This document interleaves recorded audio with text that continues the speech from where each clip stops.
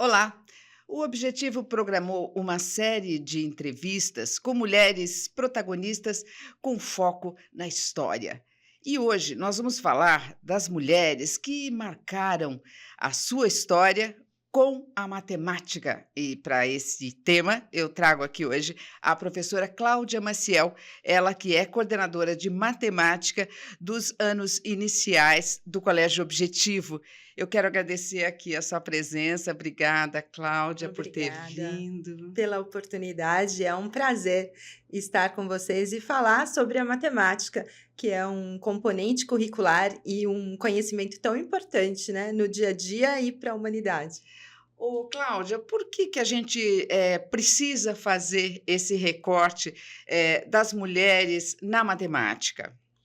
Eu entendo que o campo feminino é um campo que vem se fortalecendo, principalmente no nosso país e no mundo, né? E destacar as mulheres que fazem e fizeram história, né? Vai despertar o interesse, né? Vai valorizar os feitos e incentivar as nossas meninas a se aprofundarem nessa área. E, a propósito, né, quais foram, as mulheres que fizeram, deram a sua contribuição para a história ao longo do tempo? Nós podemos citar muitas personalidades, mas eu escolhi algumas aqui para Uhum. esse bate-papo. Então, a Hipátia de Alexandria, lá no Egito Antigo, veja, quanto Nossa, tempo lá atrás, né? atrás. Hã. Foi a primeira mulher reconhecida como matemática que trouxe à luz ao hidrômetro e que é um instrumento que pertence, né, ao nosso mundo até os dias de hoje. Se pensarmos nas ucranianas, um país que hoje em guerra, né? Mas mulheres tão fortes em 2014 e em 2022, duas mulheres ganharam a medalha Fields, que é o nosso maior reconhecimento no mundo matemático.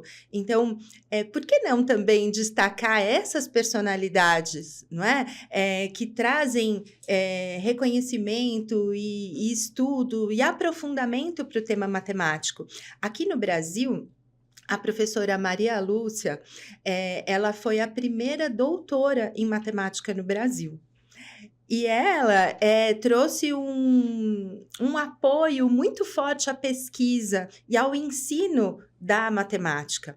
Atualmente, a gente tem a Helena Lopes, que também é uma professora, doutora, que assumiu a presidência da SIMPA, que é uma organização internacional que foca na pesquisa matemática. E ainda, né, falando também de uma mulher nos tempos de hoje, nós temos a Jo Bauer, que é uma americana, trabalha no campo da matemática e da neurociência e vem buscando formas de nos auxiliar a fazer com que as crianças se envolvam e aprendam matemática de forma mais significativa. Olha, eu citei pouquíssimas mulheres aqui, mas veja quanto de história a gente tem nessa área e que nem sempre as mulheres estão em evidência. Olha, eu vou agora puxar a sardinha para o meu lado. Eu quero saber da professora Maria Lúcia, porque eu também sou Maria Lúcia. Vamos lá. Eu queria saber um pouco mais da história, que você pudesse contar, assim, dos feitos dessas mulheres, né? Porque, assim, a gente destaca o nome, né? Sei lá, Uhum. a pessoa tem ali um protagonismo com o nome, mas você não sabe por vezes, o feito dessa mulher. Então, É. era isso que eu queria que você destacasse da professora Maria Lúcia, por razões Óbvias, né? óbvias. A professora Maria Lúcia é uma professora lá da Universidade do Rio de Janeiro, né? Ela trabalhou muito com as questões das incógnitas matemáticas. É lógico que para o nosso grupo das crianças tão pequenas, né, ela tem uma representatividade grande quando a gente fala na questão da álgebra, e hoje a BNCC trouxe a álgebra para o ensino dos pequenos. Então, os estudos dela sobre as incógnitas nos ajuda a olhar para como hoje a gente enxerga essa álgebra no ensino para as crianças pequenas, né? Acho que também um ponto importante, o doutorado é um status, né? Nem é um termo, né, sei lá, tão adequado, mas ele é uma conquista acadêmica muito de muito esforço, né? Então, é um reconhecimento mesmo a gente tê-la como a primeira mulher, né, no Brasil que fez essa conquista e hoje conseguir relacionar esse estudo dela, né, das incógnitas, com o que a gente precisa despertar no nosso aluno hoje, entendendo o termo oculto, por exemplo, né, numa subtração ou numa multiplicação. Ela data o trabalho dela, o feito dela, isso é recente, mais antigo? Porque você está falando aí de mulheres com doutorado, né? Quer dizer, é algo que é relevante isso para a sociedade, quer dizer, e destaca mesmo, porque você olha, puxa vida, mulheres com doutorado, quer dizer, os homens tiveram esse doutorado, e por que que da mulher você tem que contar que fez doutorado? Isso me chamou a atenção, Cláudia. Eu entendo, né, Malu, já que a gente trouxe essa evidência do campo feminino, que trazer uma mulher que lá entre 1930 e 1950 conseguiu um termo de doutorado, eu não vou precisar a data aqui, que me fugiu agora, me desculpem, mas está nessa faixa, né, de tempo, é algo muito importante, né? Primeiro porque a mulher naquela época não ia à academia, né? Como hoje a gente tem esse privilégio. Segundo, que esse esforço de passar pelos diferentes estágios de desenvolvimento, os diferentes níveis acadêmicos, e conseguir, né, ter o seu conhecimento valorizado, o seu título, não só em relação à honra dessa mulher, mas também, né, de relacionar ainda hoje estudos tão significativos. A exemplo da Maria Lúcia, você destacaria alguma outra que você quisesse, vamos dizer, jogar mais luz sobre a história delas, alguma dessas mulheres? Olha, eu vejo que atualmente eu vou trazer a Jo Bauer, por exemplo, né? Porque ela traz dois campos que são extremamente importantes: a matemática e a neurociência, que é uma área na educação que também a gente está trazendo luz de forma mais enfática nesse momento, né? Usando dados neurocientíficos para comprovar quais são as áreas cerebrais mais estimuladas, quais são as nossas possibilidades de aprendizado. E uma das formas, né, que ela traz aí é que a matemática precisa ser criativa, colorida e visual. Isso é interessante. Criativa. Criativa. Porque lógico que a matemática é uma ciência feita de padrões. Porém, para a criança conseguir abstrair esses padrões matemáticos e chegar às determinações, né, às notações mais genuínas matemáticas, ela precisa anteriormente, nessa faixa de trabalho, né, dos anos iniciais, colocar em jogo todos os seus pensamentos. E a criatividade entra nesse quesito. Além do mais, usar recursos materiais e visuais para expressar o seu pensamento e para conseguir trazer concretude àquilo que ela está pensando.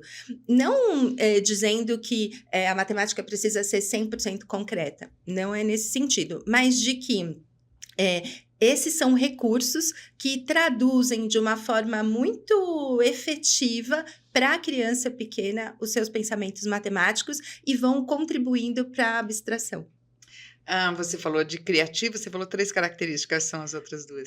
Visual, criativa e significativa. Acho que não foi essa palavra que eu usei. Sim, mas o equivalente a... Isso, é nesse sentido, né? Então, o quanto nós, professores, temos uma grande responsabilidade em mãos de trazer essa matemática dessa forma divertida, dessa forma envolvente, né?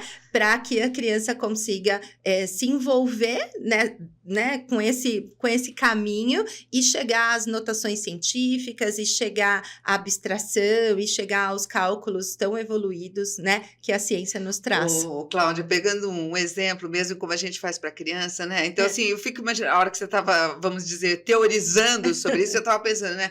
Uma criança, né, de 4 anos, a gente, ó, né? Aí você vai, primeiro que você já mexe com o imagético, né? Você está puxando ali com a imaginação da criança. Isso. Então, é por aí mesmo, isso que a mãe faz em casa, é ali que já começa a educação? Ali. Acho que começa, né, no ventre, quando a gente se encanta com as possibilidades do mundo. Se você pensar que a matemática está em todo canto, nós estamos aqui num espaço, né, retangular, nós estamos aqui com uma série de objetos que nos trazem forma, né? Verdade. Nos traz luz, nos traz cor, nos traz sombra. Então, isso já são efeitos matemáticos, né? Quando a mãe conta uma história, quando ela traz o campo numérico, quando ela traz esse conhecimento que é social e a criança, desde lá de pequenina, ela vai sinalizando, ela vai repetindo no início, né?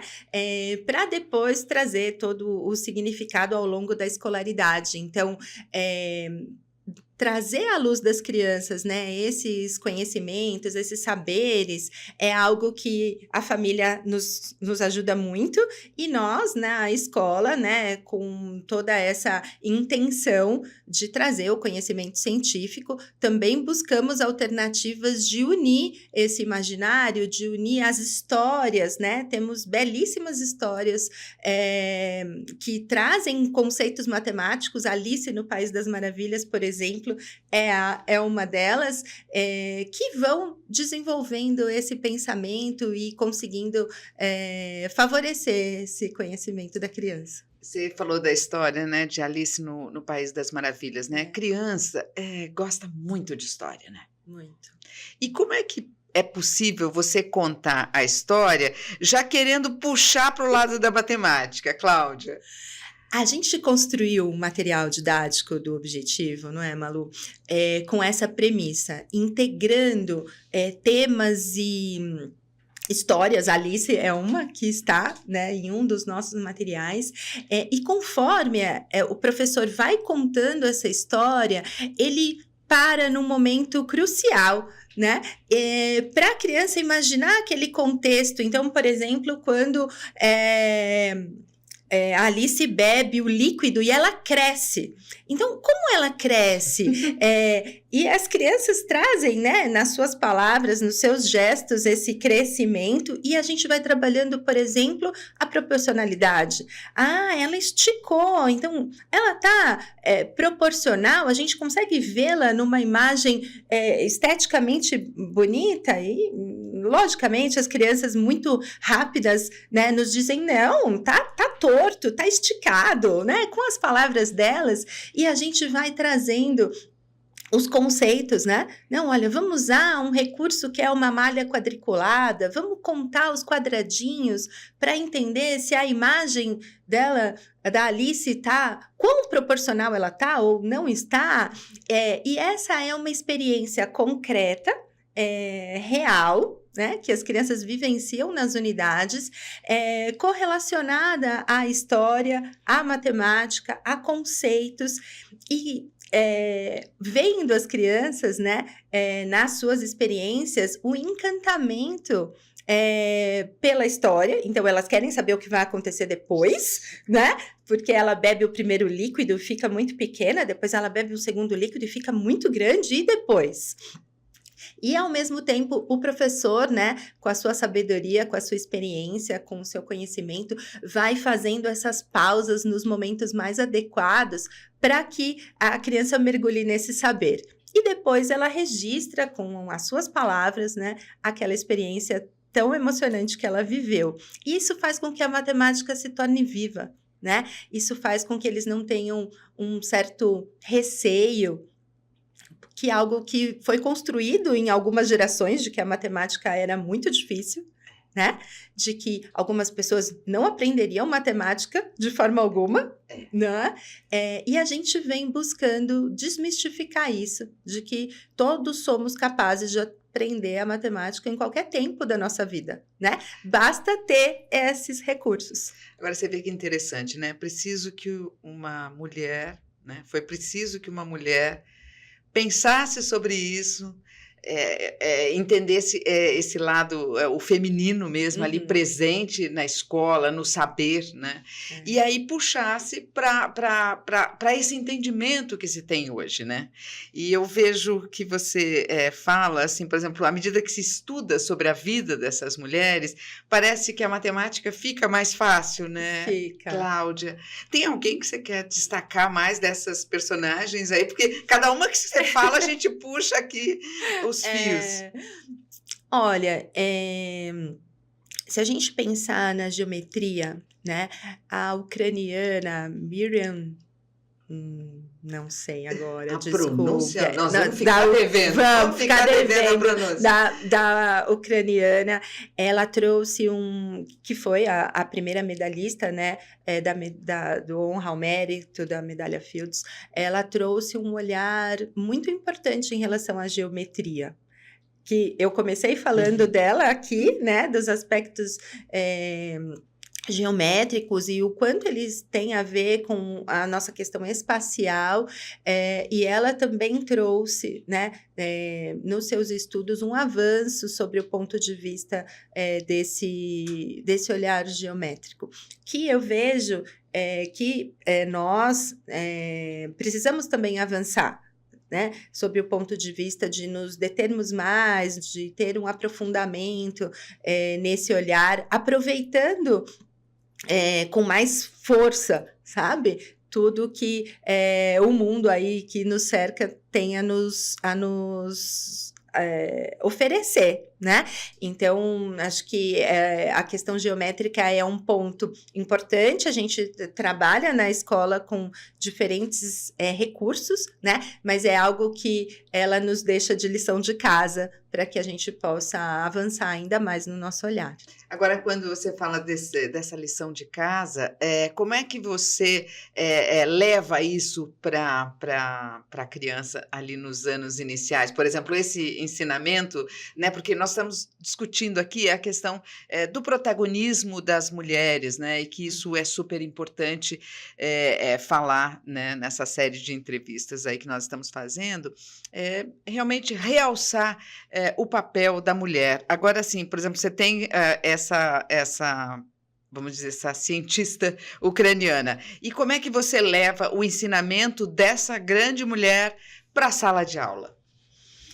Nós fizemos uma relação, às vezes, com as obras artísticas. Então, quadros, né, de artistas renomados, como Escher, por exemplo, que nos traz aí as suas obras com peças geométricas, e foi uma sensibilidade, vamos dizer assim, né, de usar esses elementos em favor de um conhecimento científico. Mas eu vejo que a nossa grande força, Malu, é de que 95% dos professores da educação básica, do 1º ao 5º ano, são mulheres. Olha, né? que dado Então, interessante. nós temos muitas e muitas mulheres fazendo história todos os dias nas nossas salas de aula. Né? E acho que esse é um feito muito marcante, porque como é que a gente, né, continua estudando, continua dando conta de tantas demandas, né, que nós mulheres sabemos que temos a cumprir, e fazendo com que esse estudo científico, esse estudo acadêmico apareça e faça diferença na vida dessas crianças. Então, eu vejo que a nossa grande via, né, são as professoras, e aqui eu vou falar no feminino, de fato, né, são as professoras que fazem acontecer no dia a dia, que buscam o melhor recurso, que se dedicam ao uso do material, que estudam, que buscam os seus estudos complementares, a pós-graduação, mestrado, doutorado, também para qualificar ainda mais a sua prática e fazer com que a matemática torne-se, se ainda não tornou, uma ciência do dia a dia, né? Algo possível, prazeroso e significativo. Porque esse também é um grande desafio do Brasil, não é, Malu? Nos dados do PISA, nós não vamos bem na matemática, de forma geral. Então, Nós, o Brasil. O Brasil, tá. Né? Nós temos aí uma posição ruim, né? Nós estamos bem no final aí em relação aos outros países. Em relação aos outros países, então é uma segunda lição de casa nossa avançar ainda mais nos estudos matemáticos, né? Evidenciando esses saberes para as crianças, sistematizando melhor essas práticas. Elas existem, elas são extremamente saudáveis na primeira infância, na educação básica, né? Mas a gente sabe que temos ainda um pouquinho a desenvolver para conseguir avançar, pensando em dados estatísticos no nível Brasil e mundo. Porque a questão também, Cláudia, eu acho que passa por um preconceito mesmo, um estigma, acho que não preconceito, mas um estigma de que matemática é difícil, sempre assim, português é mais fácil, geografia, mas as matérias da área de humanas, vamos dizer assim, já saem na frente. Né?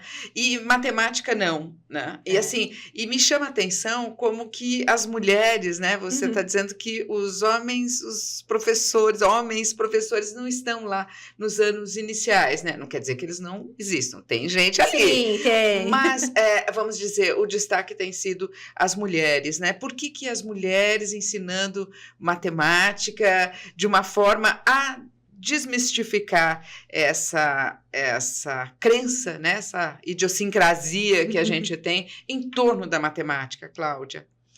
Eu acho que nós temos um lado sensível, a mulher de um lado sensível que colabora muito para a educação dessa faixa etária aí, né? Falando de crianças de 6 a 10, 11 anos de idade.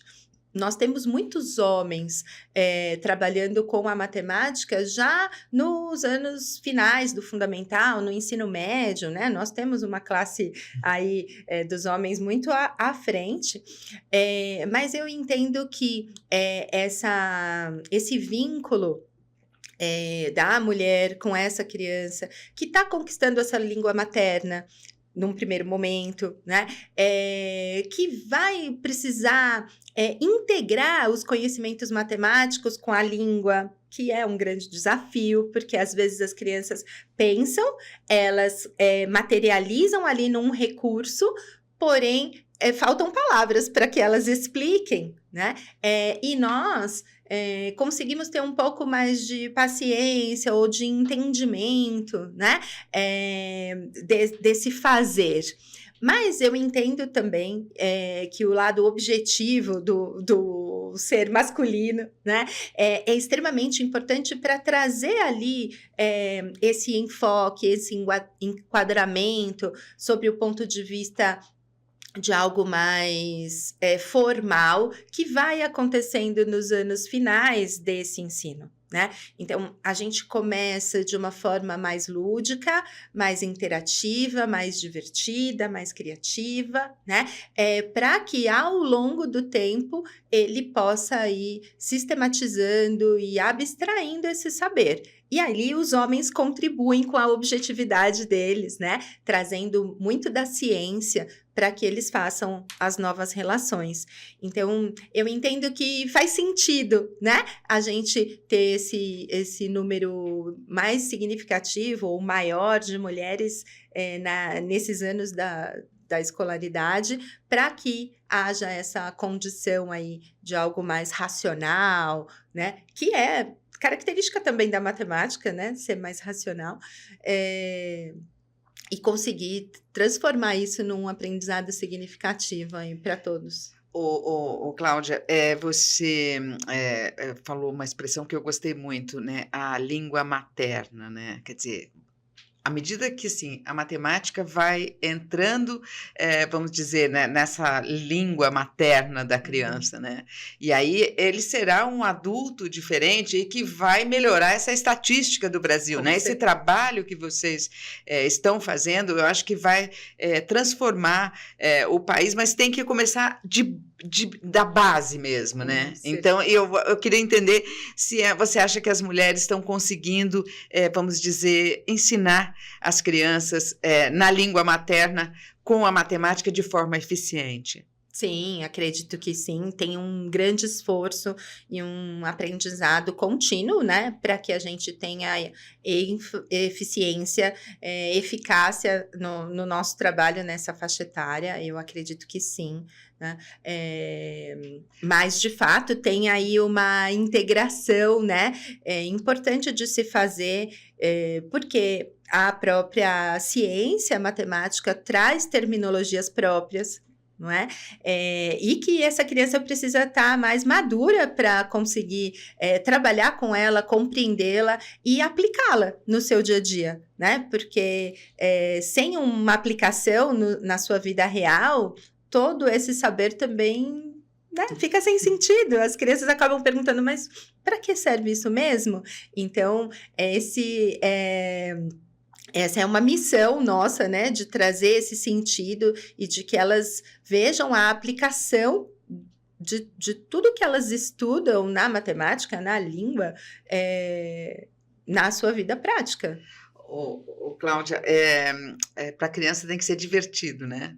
Tudo tem que ser divertido. Como é que foi isso? Divertido. Como é que foi? Divertido. É uma palavra que eles usam bastante, né? E assim, eu queria que você contasse, já que você está no dia a dia da escola, eu queria que você contasse para a gente, assim, algum exemplo que você notou que a matemática entrou na vida daquela criança, naquela língua materna, como a gente está falando aqui.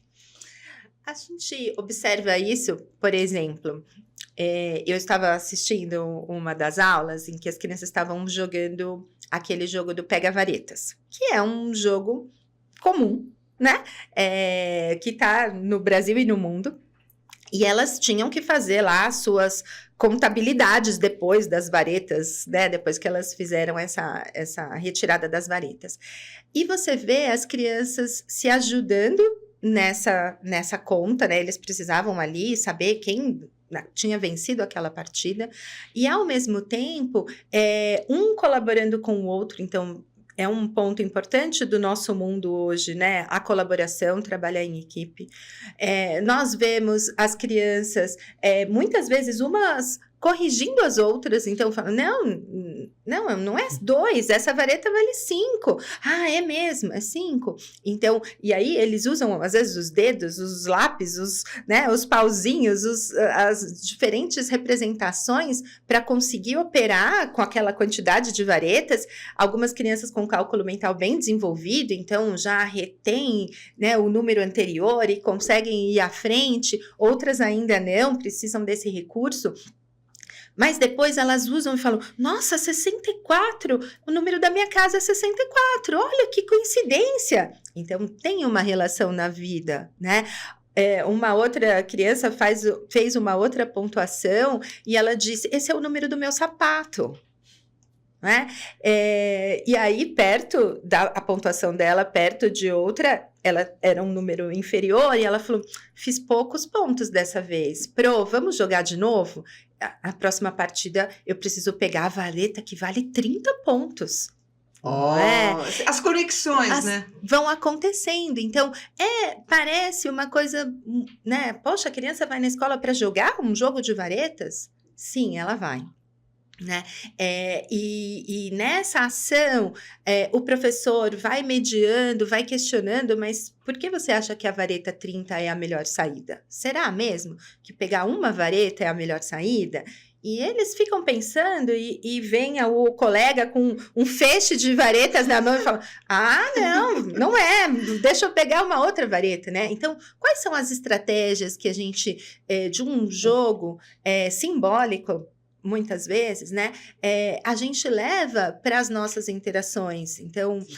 a questão, né, dessa integração, o próprio saber matemático, as comparações com o mundo fora ali da sala de aula, né, são saberes que a gente vem conquistando, são reais no nosso dia a dia, né, e a gente entende que se todas as escolas tenham essas vivências, com certeza as crianças vão ter um desenvolvimento muito significativo e teremos resultados melhores há alguns anos. Ah, para o Brasil, né? Bom, a nossa entrevista acabou. Você vê como passa rápido. Foi bem Passa rápido. rápido, mas eu acho que é importante a gente destacar realmente essas mulheres, até por uma ligação ao longo do tempo, né? Respeito a essas mulheres. Eu queria terminar agradecendo a você e a todas essas mulheres na área da matemática que fizeram história. Obrigada, Cláudia. Eu que agradeço a oportunidade. Até a próxima. Tchau, tchau.